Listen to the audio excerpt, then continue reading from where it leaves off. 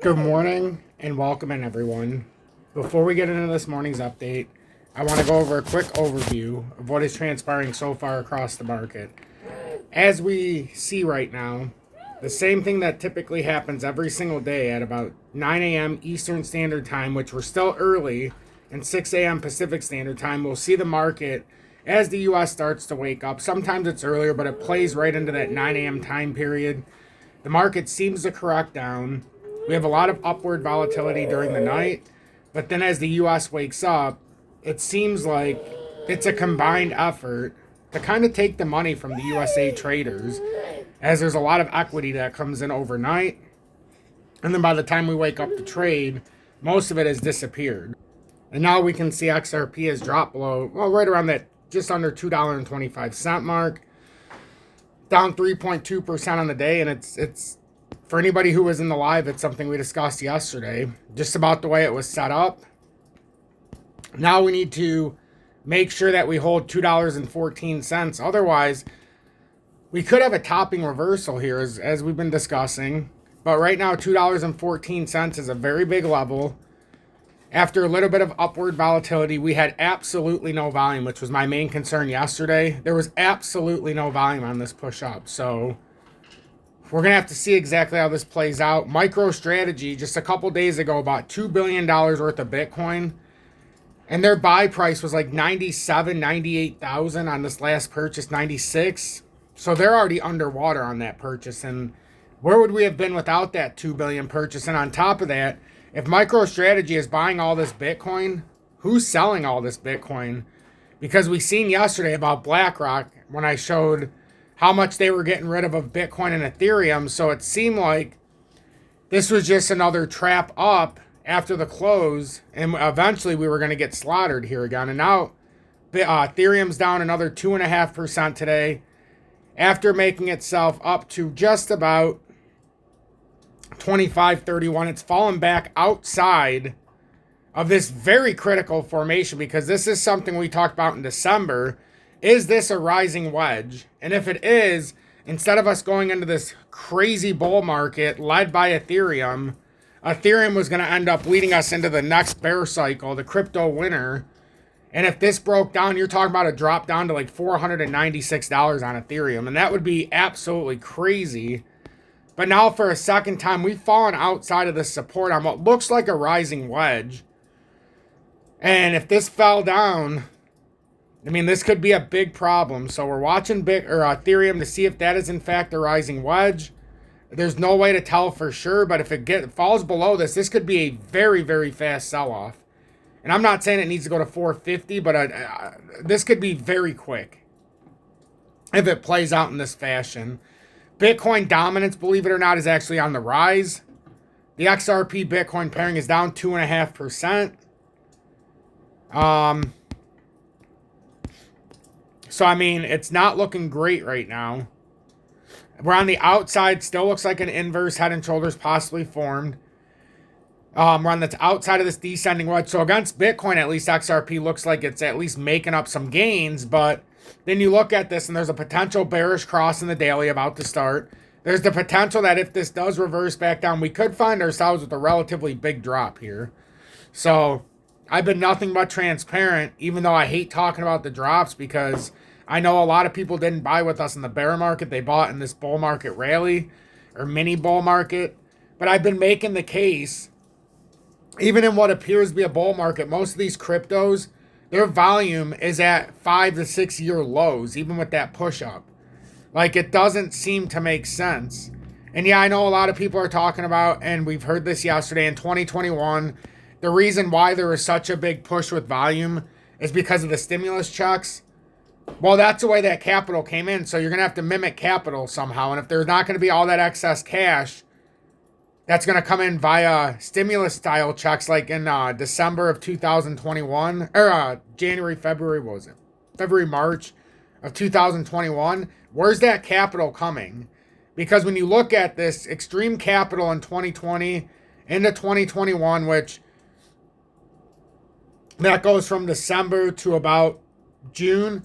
And yeah, there was a lot of stimulus there. So we got a lot of stimulus. And yet this time with less volume, we broke the actual top And we're still not even below the 2021 high.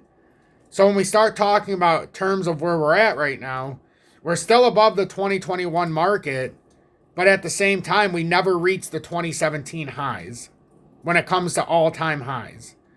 So it's a unique dynamic that we're sitting in on most exchanges where we never came back up to the actual all-time highs. So, I mean, it's an interesting dynamic to know that we were up at 354, and even after 7 years, all we could muster up was 340, and we didn't even touch and break a new high. So, if this were to fall and come back down below $1.98 and then ultimately start to successfully run towards that $1.50 fair value gap that I still see on the board very clearly,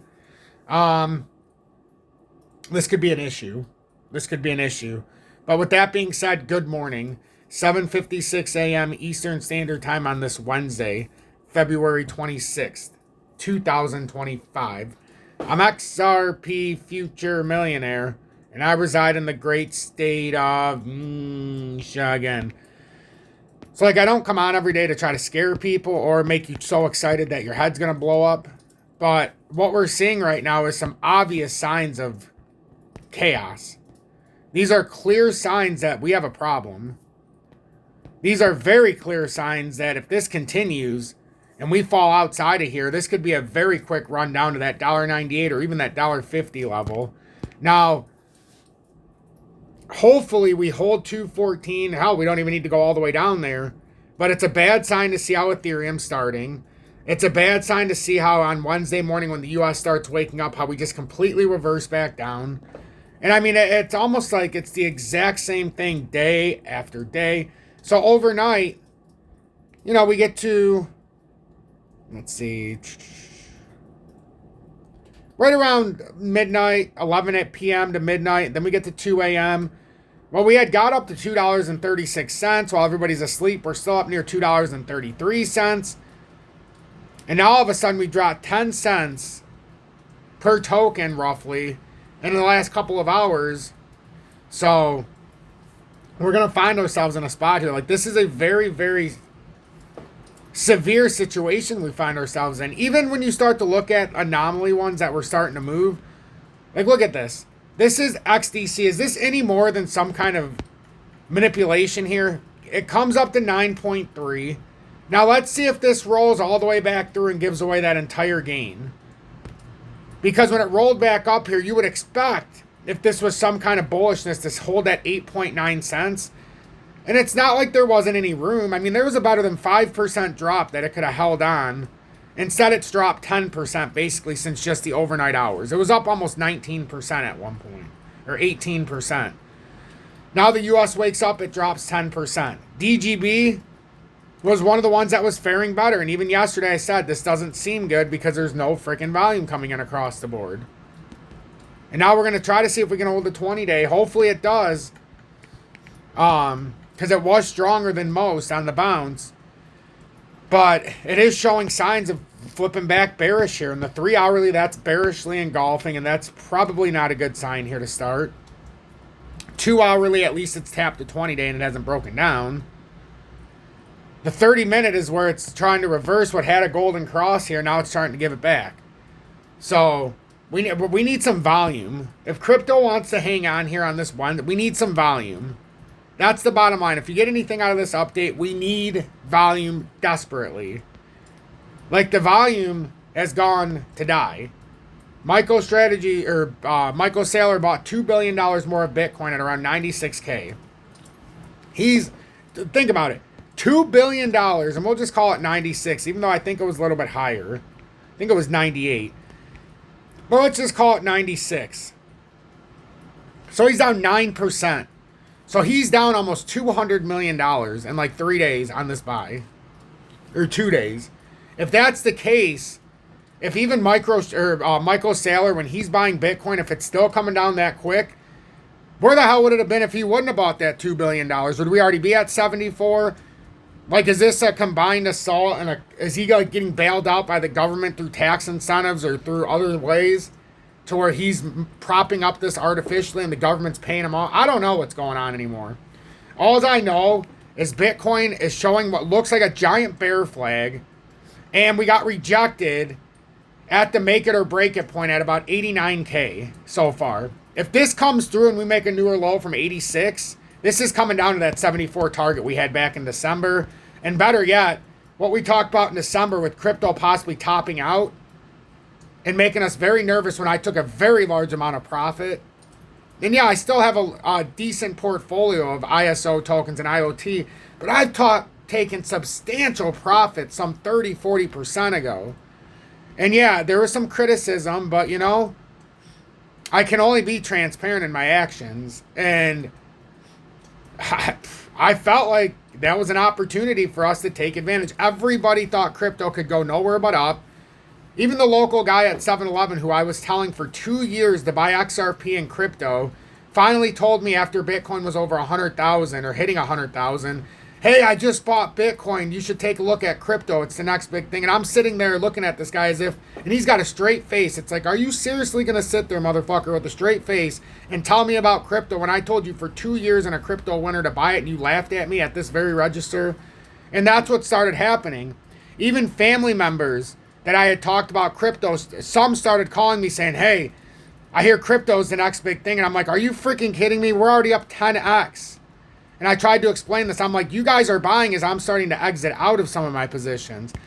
Yeah, there were some that we were able to make some beautiful gains on, like ZBCN, which I talked about how I liquidated the entire portfolio of that after 125 to 150% because of what was happening in the market. Not because I wanted to get rid of ZBCN.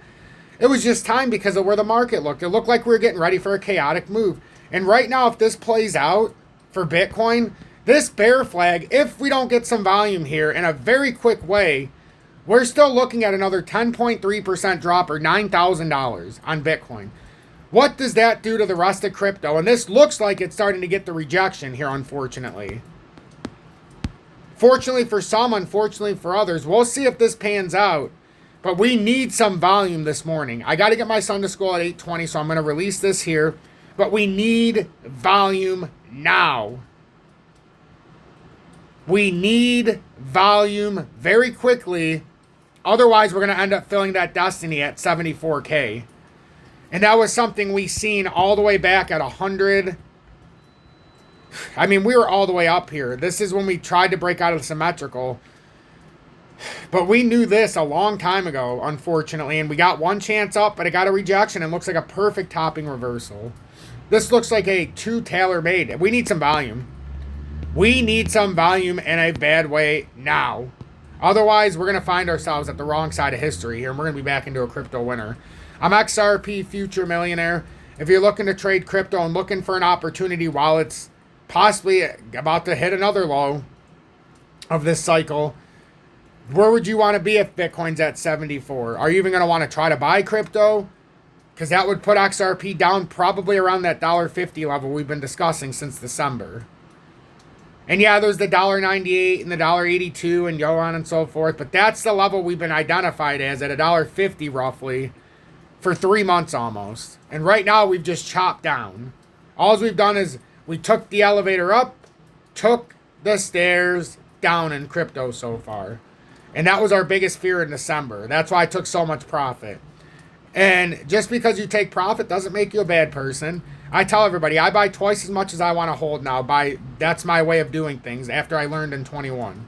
So I bought twice as much as everything I wanted to hold, because then if I had the temptation to sell, I could sell as if I was selling out and 100% liquidating. But in this case, it only ends up being 50% because I bought 100% more of what I wanted. And I tried to teach that the entire time in this bear market. Buy twice as much as you want. So then when the time comes to sell, even if you still have that FOMO, you can sell out 50%, which in XRP's case, if I wanted 10,000, I had 20. As you guys know, I bought a bunch at 38 cents, over $5,000 worth. So do the math. It was a differential too, because it was up 5 cents. So it cost me an extra $500, but that's still $1,000 more than what it cost for 10,000 tokens buying it. So that's the strategy I used. And when XRP got up near 340 and then at 328, when I said I'm selling out some of it, that's what I did. And the rest of crypto was around that same time. And I did the video where I said I took 70% and secured a 6-figure profit. And I was very bold about it.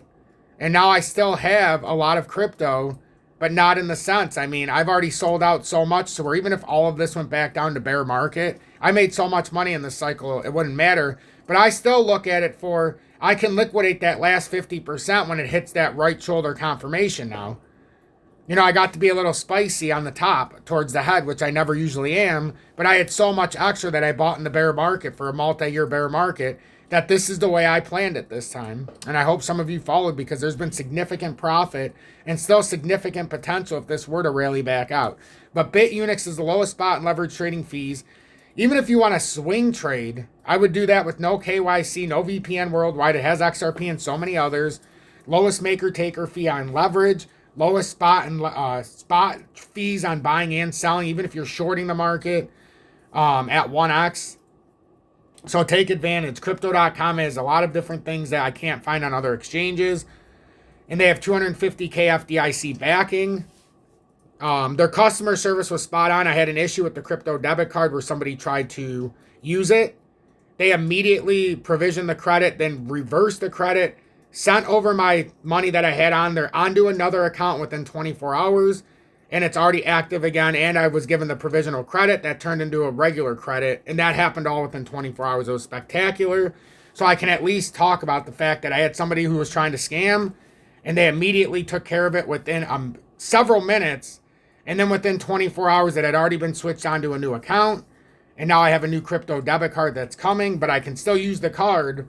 But they were very transparent, and it's FDIC backed through banks, so you know, that's something that you have to take solace on. And then if you have USDC in the cash wallet, not in the crypto tokens like USDT or Tether or USDC Circles token, their Tether or their stable coin, if it's just in cash, you have 250,000 of security FDIC back, because it's actually taken over by banks. So that's something you need to know, and that's something you should use. I'm XRP Future Millionaire. Make sure to hit that like button. Join the over 31,200 subscribers.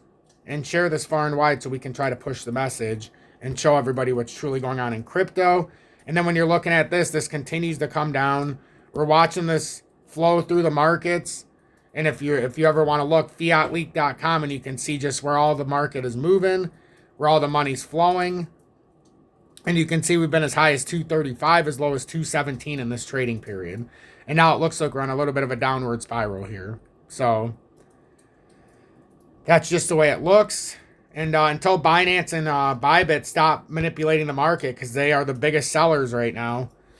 Binance was selling $10 million worth of Bitcoin every 10 minutes, as I talked about. And until that stops, the exchanges are perpetrating. Stop with the institutional investors. Stop with all the large investors and whales manipulating the market. Right now, the exchanges are the biggest manipulators of the market right now. And it seems to me they're trying to steal our money off the backs of us.